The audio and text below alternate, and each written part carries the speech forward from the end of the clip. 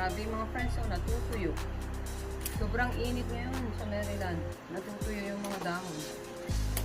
Alam mo yung mga halaman natin sa yote. No?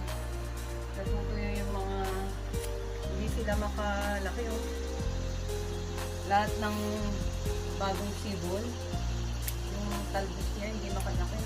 Natutuyo lahat. Pakita ko sa inyo. Yan oh. Lahat ng sibol niya mga friends natutuyo. As in, sobrang init.